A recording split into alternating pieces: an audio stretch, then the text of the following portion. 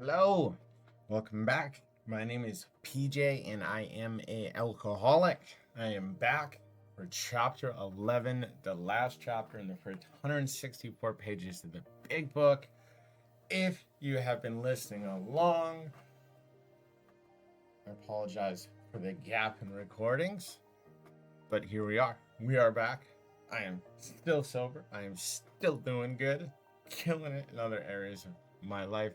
Thanks to this program of Alcoholics Anonymous, thanks to the guidance and direction from other alcoholics in the program, life is still good. Here we are, the last chapter. This has been haunting me in the back of my mind. EJ, you need to get back on there. You need to get back on there and finish what you started, man. So, here it is, chapter 11, A Vision for You. A vision for you. This is a big book study the way I see it, because that is the only way I can talk about it, is the way I see it. The way I see it, guided by the direction of other alcoholics who have done this sobriety thing longer than me or shorter than me. It's just other alcoholics as a community, as a fellowship, getting by one day at a time, living our best lives through this program. Vision for you. You guys know what it looks like for me. Maybe that's how it looks like for you. But let's see. A vision for you. Page 151, the big book of Alcoholics Anonymous. Excuse me. Let's get into it. What does it look like for you? Let's see what it says. A vision for you, chapter 11, page 151. For most normal folks, drinking means conviviality. That's a good one right off the go. Conviviality. For most normal folks, drinking means conviviality. Let's jump. I've got the dictionary set up. Let's, haven't normally jumped in that quick, but let's look what this means. Conviviality. Whoa. Conviviality. Still got it wrong. Conviviality. The quality of being friendly and lively. Friendliness. I speak so often about the reason that alcohol is so attractive for so many people is it frees us of the emotional and spiritual baggage of becoming an adult. As a little kid, I smiled more. As an adult, I smiled less. As a little kid, I wondered why adults don't smile as much as little kids do. Why don't they don't have as much fun? We get emotional and spiritual baggage as we become adults. That weighs us down. It makes it harder to have fun. Having a few drinks frees us of that baggage and allows us to be light on our feet again, relaxed, comfortable in our own skin, and allows us to be lively and friendly, to have conviviality. That's why I think alcohol is so attractive to the masses, is because it frees us of that emotional and spiritual baggage. And for most normal folks, drinking means conviviality, companionship, and colorful imagination. That is what it means for most people. That is what it meant for most of us starting off. It means release from care, boredom, and worry. It is joyous intimacy with friends and a feeling that life is good. But not so with us in those last days of heavy drinking. Not so with us. The old pleasures were gone. They were but memories. Never could we recapture the great moments of the past. There was an insistent yearning to enjoy life as we once did, and a heartbreaking obsession that some new miracle of control would enable us to do it. There was always one more attempt and one more failure.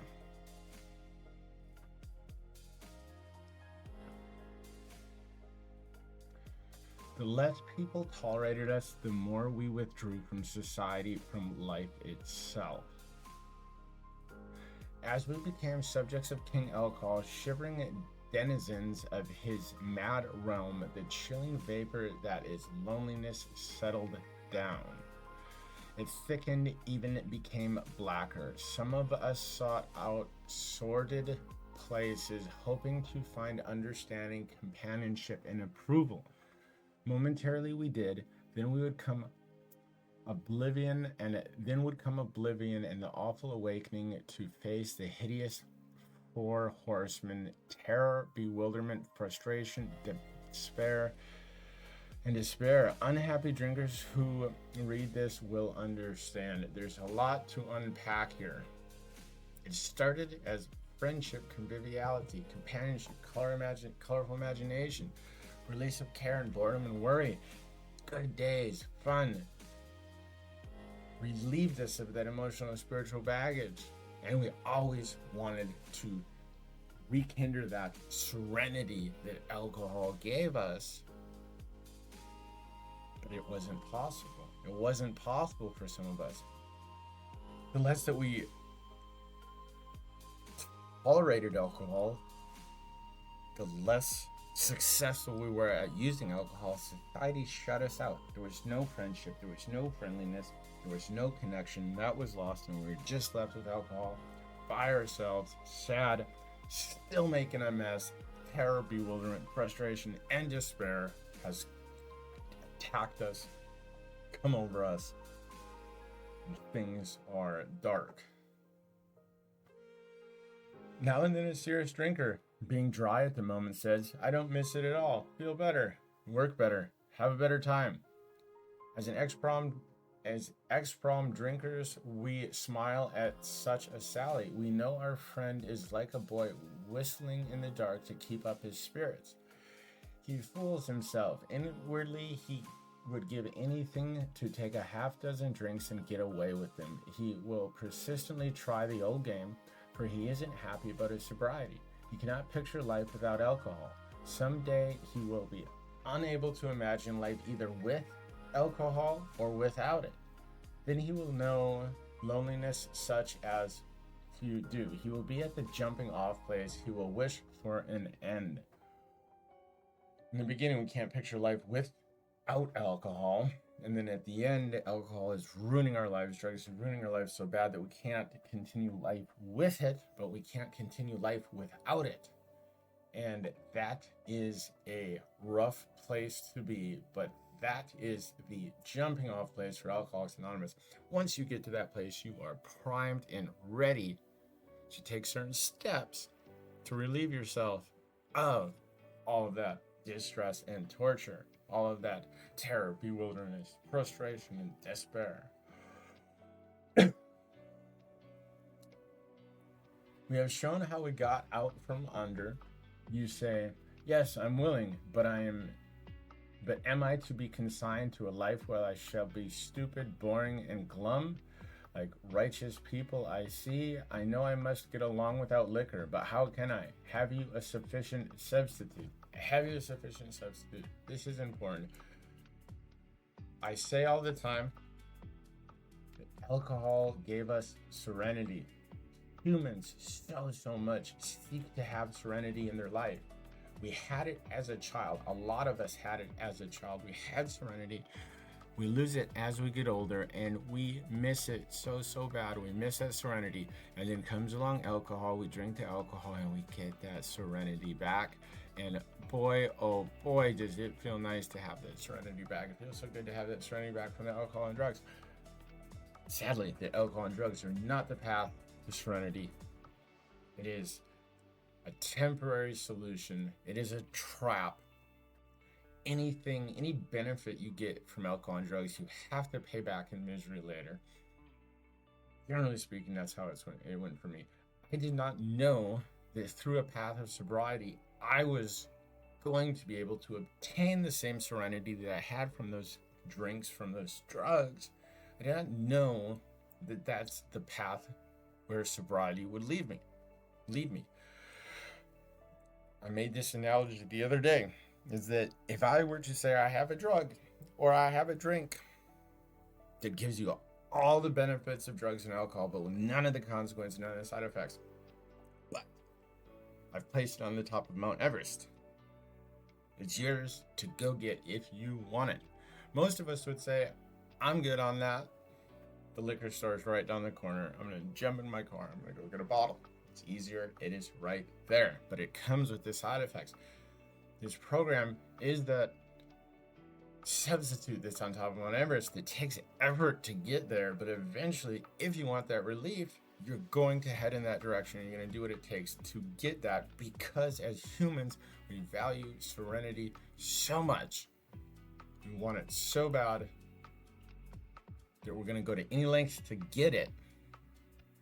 Most of us, alcoholics, addicts do. So just know that there's serenity waiting for you on the other side here in a program of recovery. It just takes a little bit of effort and honesty to get there and then to maintain it. Yes, there is a substitute, and it is vastly more than that. It is a fellowship in Alcoholics Anonymous. There you will find release from care, boredom, and worry. Your imagination will be fired. Life will mean something at last. The most satisfactory years of your existence lie ahead. Thus, we find the fellowship, and so will you.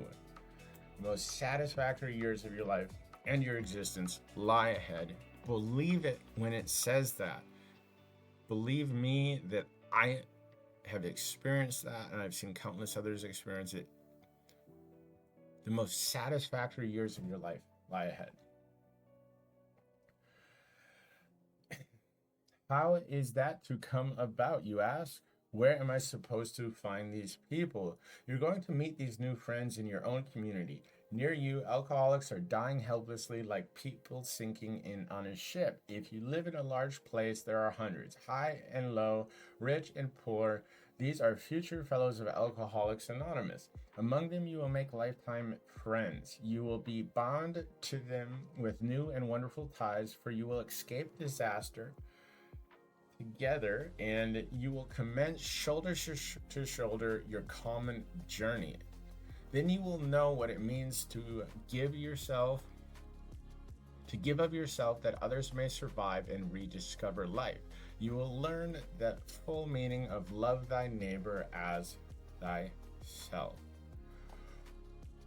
You'll know what it means to give of yourself that others may survive and rediscover life.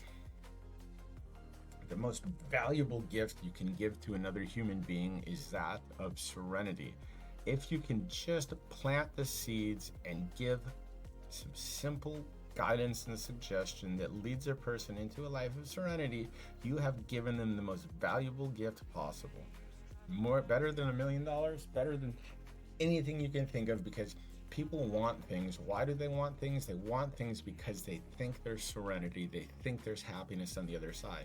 Now you, by providing some guidance and suggestion to other alcoholics, you are gifting them the most valuable gift it is possible to give while you are here on this planet. It may seem incredible that these men are to become happy, respected, and useful once more. How can they rise out of such misery, bad repute, and hopelessness? The practical answer is that since these things have happened among us, they can happen with you. Should you wish them above all else and be willing to make use of our experience, we are sure they will come. The age of miracles is still with us. Our own recovery proves that. Our hope is that when the chip of a book is launched on the world tide of alcoholism,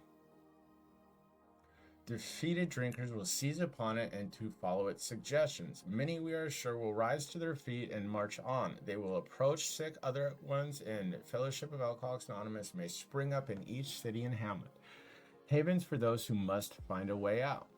In the chapter, Working with Others, you gathered an idea of how we approach and aid others to health. Suppose now that through your several families have adopted this way of life. Suppose now that through you, several families have adopted this way of life. You want to know more of how to proceed from that point. Perhaps the best way of treating you to a glimpse of your future will be to describe the growth of the fellowship among us. Here is a brief account. Years ago in 1935, one of our number made a journey to a certain western city. From a business standpoint, his trip came off badly. He had been successful in his enterprise. He would have Had he been successful in his enterprise, he would have been set on his feet financially, which at the time seemed vitally important. But his venture wound up in a lawsuit and bogged down completely. The proceeding was shot through with much hard feeling and controversy. Bitterly discouraged, he found himself in a strange place. Discredited and almost broke, still physically weak and sober, but a few months he saw that his predicament was dangerous. He wanted so much to talk with somebody, but whom? One dismal afternoon, he paced the hotel lobby, wondering how his bill was to be paid. At the end of the room stood a glass-covered directory of local churches. Down the lobby, a door opened into an attractive bar. He could see the gay crowd inside.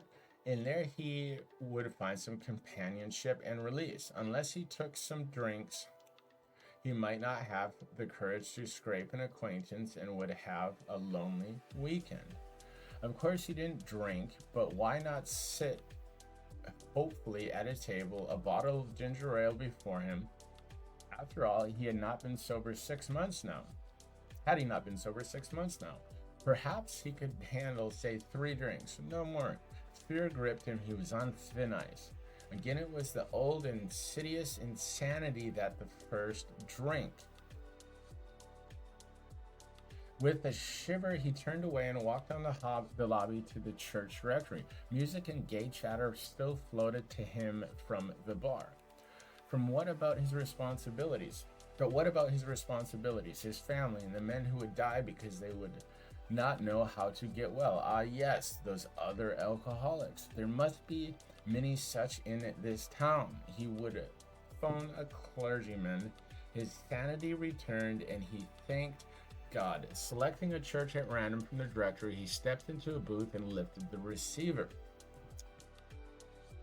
His call to the clergyman led him presently to a certain resident of the town who, though formerly able and respected, was then nearing the nadir of alcoholic despair. It was the usual situation: home in jeopardy, wife ill, children distracted, bills in arrears, and standing damage. He had a desperate desire to stop, but saw no way out, for he had earnestly tried many avenues of escape. Painfully aware of being somehow abnormal, the man did not fully realize what it meant to be an alcoholic. Let's read that little asterisk. This refers to Bill's first visit with Dr. Bob. These men later became co-founders of AA. Bill's story opens the text of this book. Dr. Bob's heads the story section. Oof, maybe we'll have to read Dr. Bob's story before I wrap this up. Do one last video because Dr. Bob was important. When our friend related his experience, the man agreed that no amount of willpower he might muster could stop his drinking for long. A spiritual experience, he conceded, was absolutely necessary, but the price seemed high upon the bias suggested. He told how he lived in constant worry about those who might find out about his alcohol. He had, of course, the familiar alcoholic obsession that few knew of his drinking. Why, he argued, should he lose the remainder of his business, only to bring still more suffering to his family by foolishly admitting his plight to people from whom he made his livelihood? He would do anything, he said, but that. Being intrigued, however, he invited our friend to his home. Sometime later, and just as he thought he was getting control of his liquor situation, he went on a roaring bender. For him, this was the spree that ended all sprees. He saw that he would have to face his problems squarely, that God might give him mastery. One morning he took the bull by the horns and set out to tell those he feared what his trouble had been. He found himself surprisingly well received and learned that many knew of his drinking.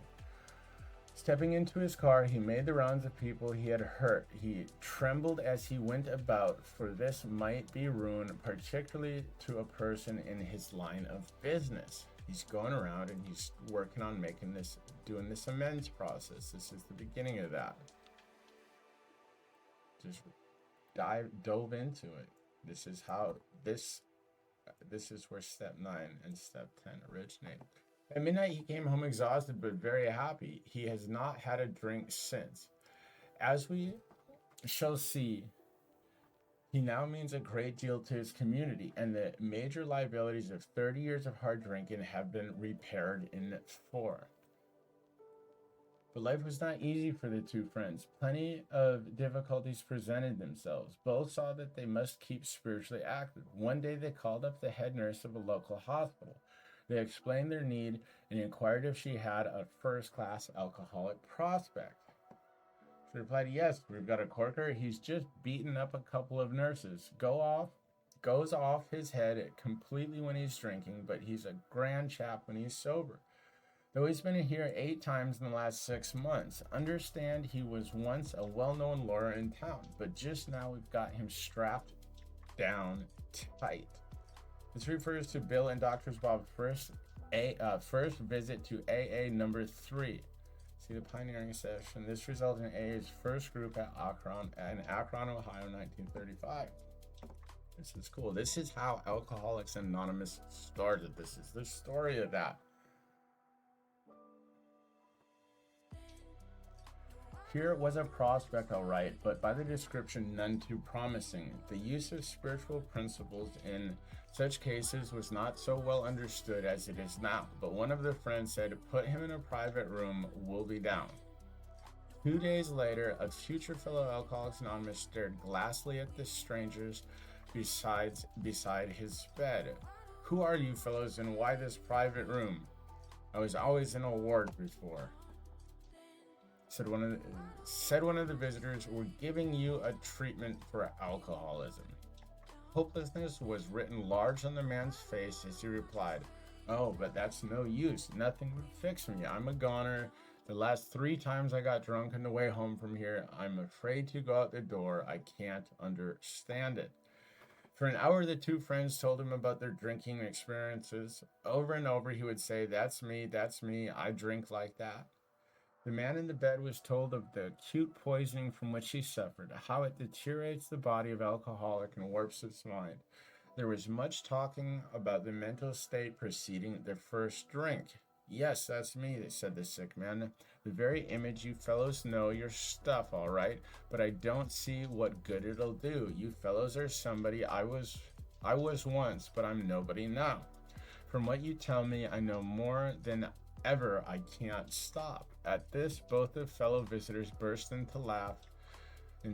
Said the future fellow anonymous, "Damn little to laugh about, that I can see." The two friends spoke of their spiritual experience and told him about the course of action they carried out. He interrupted, "I used to be strong for the church, but that won't fix me. I've prayed to God on hungover mornings and sworn that I would never touch another drop. But by 9 o'clock, I'd be boiled as an owl." The next day found the prospect more receptive. He had been thinking it over. "Maybe you're right," he said. "God ought to be able to do anything." Then he added, "He sure didn't do much for me when I was trying to fight this booze racket alone." Fellowship is important. On the 3rd day, the lawyer gave his life to the care and direction of his Creator. He said he was perfectly willing to do anything necessary.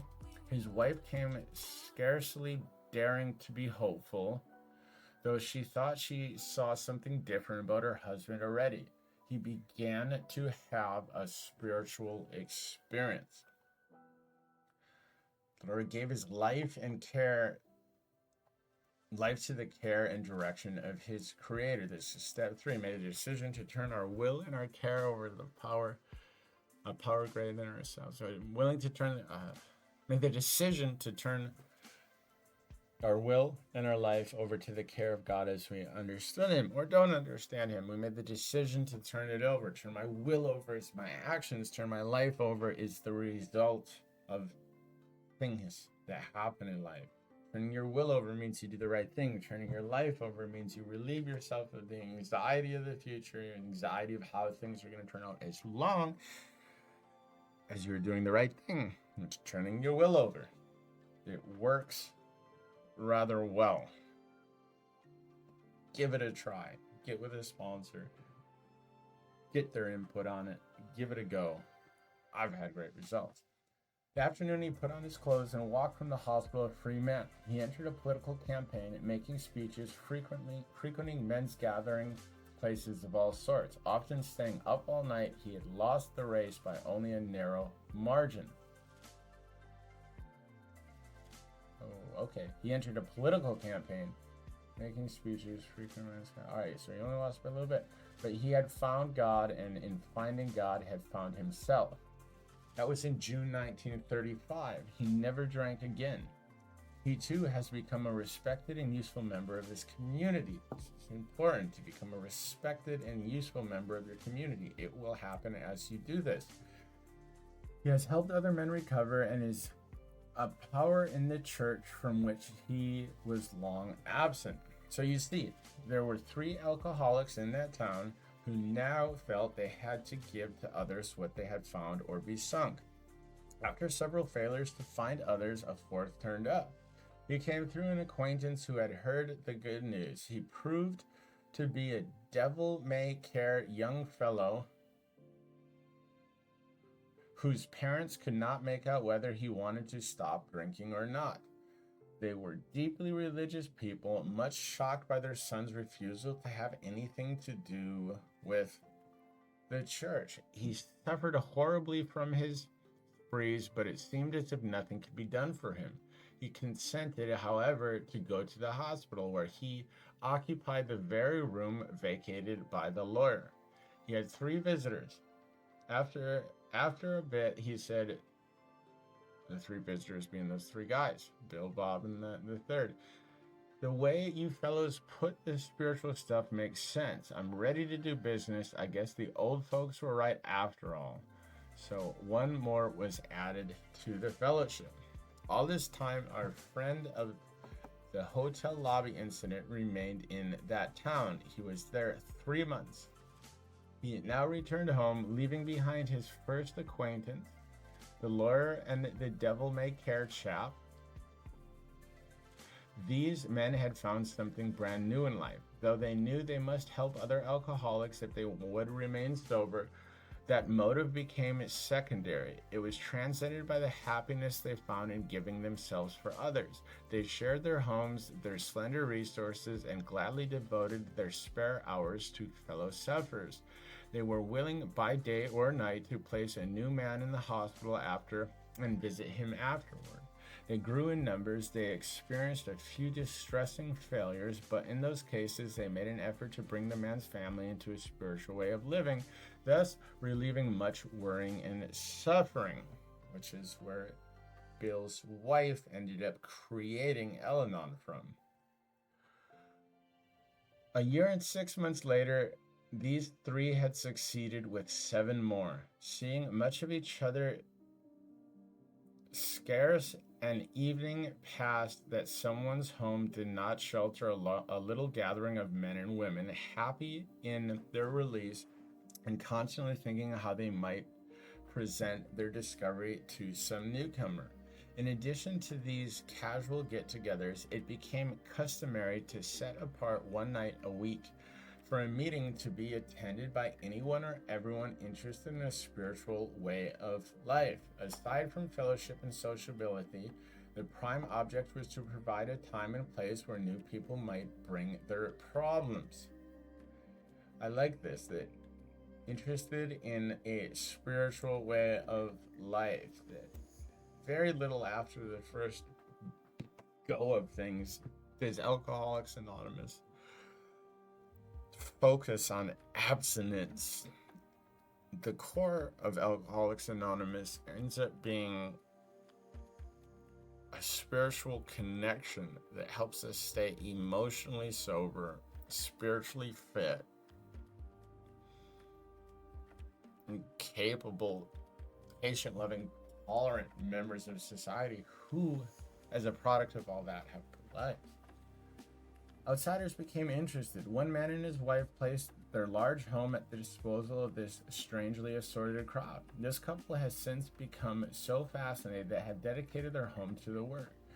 Many a distracted wife have visited the house to find loving and understanding companionship among women who knew her problem. to hear from the lips of their husbands what had happened to them, to be advised how her own wayward mate might be hospitalized and approached when he next stumbled. Many a man, yet dazed from his hospital experience, has stepped over the threshold of that home into freedom. Many an alcoholic who entered there came away with an answer. He succumbed to that gay crowd inside who laughed at their own misfortunes and understood his. Impressed by those who visited him at the hospital, he capitulated entirely when, later in an upper room of his house, he heard the story of some man whose experience closely tallied with his own. The expression on the faces of the women that indefinably something in the eyes of the men, the stimulating, indefinable, the expression of the faces of the women that indefinably something in the eyes of the men, the stimulating electric atmosphere of the place conspired to let him know that here was heaven at last. The very practical approach to his problems, the absence of intolerance of any kind of informality, the genuine democracy, the uncanny understanding which these people had were irresistible. He and his wife would leave elated by the thought of what they could now do for some stricken acquaintance and his family. They knew they had a host of new friends. It seemed that they had known these strangers always. They had seen miracles, and one was to come to them. They had visioned the great reality, their loving and all-powerful Creator. Now this house will hardly accommodate its weekly visitors, for they number 60 or 80 as a rule. Alcoholics are being attracted from far and near, from surrounding towns. Families drive long distances to be present. A community 30 miles away has 15 fellows of Alcoholics Anonymous. Being a large place, we think that someday its fellowship will number many hundreds. Written in 1939. But life among Alcoholics Anonymous is more than attending gatherships and visiting hospitals, cleaning up old scrapes, helping to settle family differences, explaining the disinherited son to his irate parents, lending money and securing jobs for each other when justified. These are everyday occurrences. No one is too discredited or has sunk too low to become welcomed cordially if he means business. Social distinctions, petty rivalries, and jealousies, these are laughed out of the countenance. Being wrecked in the same vessel, being restored and united under one God with hearts and minds attuned to the welfare of others, the things which matter so much to some people no longer significantly much to them. How could they? The things which matter so much to some people no longer signify much to them. You'll find this within a community of Alcoholics Anonymous is that the drama of life melts away because we have found happiness and serenity and peace after being through so much hardship and distress, and we know that everything's going to be okay. No need to worry about the small stuff. I often say how grateful I am that I am an alcoholic. If I was not an alcoholic, if I did not go through the things that I went through and ended up in the seat of recovery, I would have been depressed and anxious my whole life. But because I've gone through this, genuinely, I'm not depressed. I am not anxious, all because of a program of recovery. Things which matter so much to some people no longer signify much to me. Good deal. Under only slightly different conditions, the same thinking is taking place in many eastern cities. In one of these, there is a well-known hospital for the treatment of alcohol and drug addiction. 6 years ago, one of our number was a patient there. Many of us have felt for the first time the presence and power of God within its walls. We are greatly indebted to the doctor in attendance there, for he, although it might prejudice his own work, has told us of his belief in ours. Every few days, this doctor suggests our approach to one of his patients. Understanding our work, he can do. Let's go back here a little bit. What is this? Although it might prejudice his own work, this is a doctor telling people that he has belief in our spiritual program. A doctor is very much a man of science. Doctors, as you'll see in the doctor's opinion at the beginning of this book, doctors very much respect and have confidence in our program, our spiritual solution, and what it can do and does do for us. Every few days, this doctor suggests our approach to one of his patients. Understanding our work, he can do this with an eye to selecting those who are willing and able to recover on a spiritual basis. Many of us former patients go there to help. Then in this eastern city, there are informal meetings such as we have described to you, where you may now see scores of members.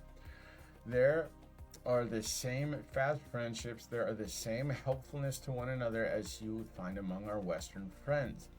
There's a good bit of travel between East and West, and we foresee a great increase in this helpful interchange.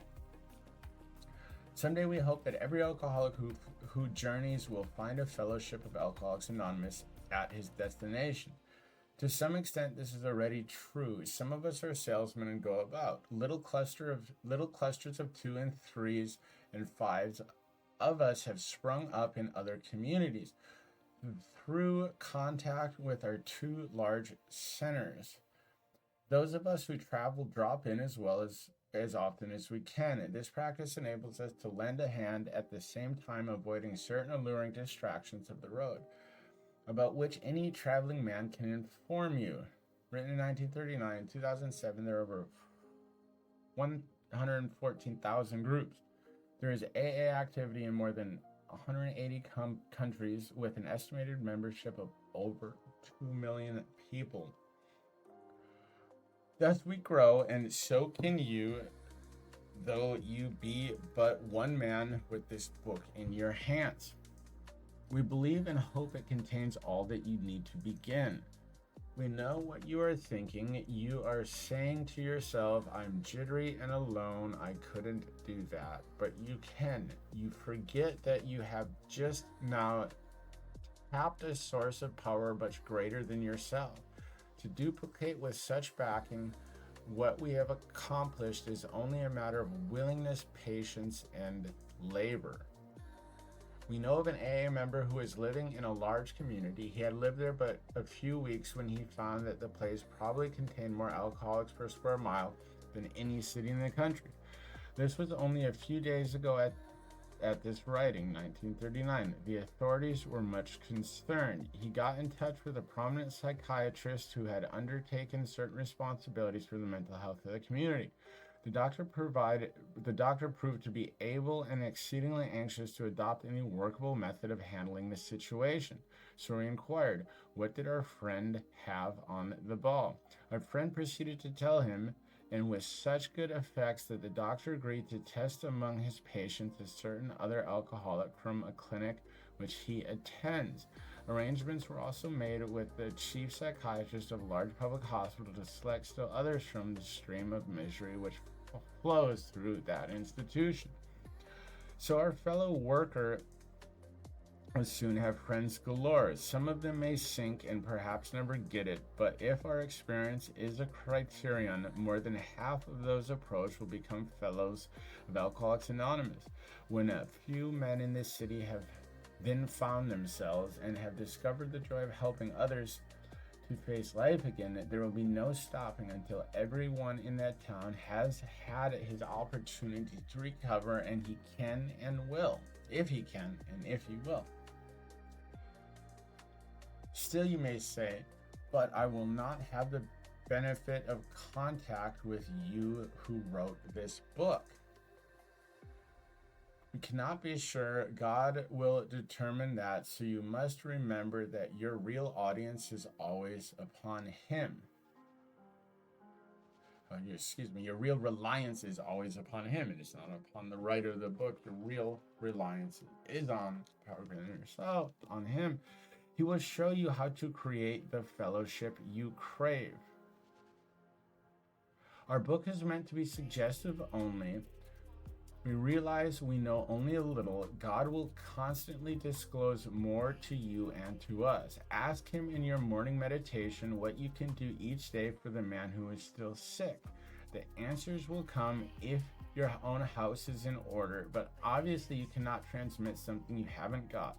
See to it that your relationship with him is right, and great events will come to pass for you and countless others. This is the great fact for us.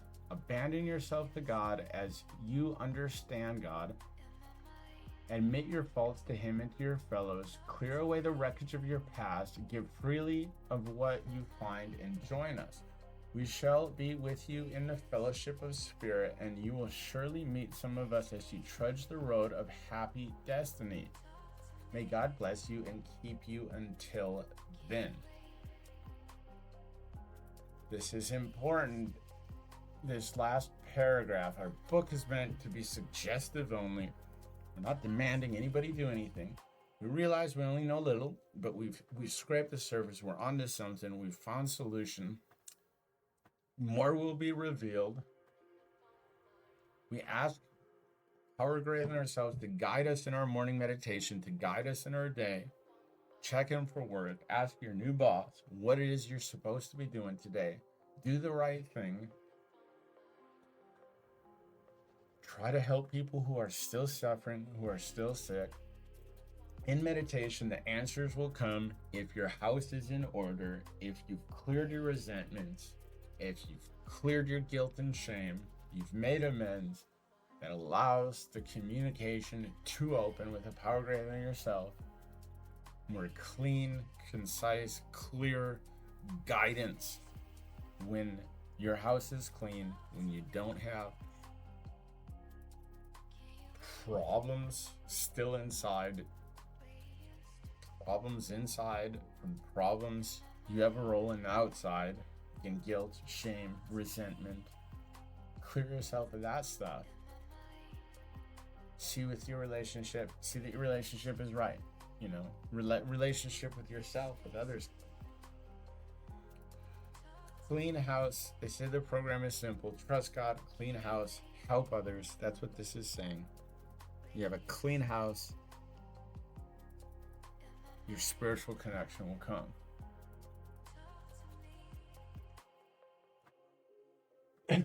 Give freely of what you find and join us, right? We can't keep it unless we give it away. So this is it. We made it through it. We made it through the 11 chapters in the first 164 pages of the big book. As you can see here, the first 164 pages. Made it through. I might get into some YouTube shorts. Just chat about recovery. A little bit easier on my brain than reading a PDF and talking about it. But here we are. I made it through. I finished it. I hope somebody got some value out of even just a little something that was said. And if you didn't, it's okay, because I'm still sober. I stayed sober doing it. I hope that you guys are hanging in there. I hope that you're having an all right day. Recording this on a Saturday. So if you heard it on a weekend, I hope you're having a good weekend. If you heard it on a weekday, I hope you're having a good week. Get yourself plugged in. Be patient. Trust God. Clean house. Help others. Thank you guys. Till next time.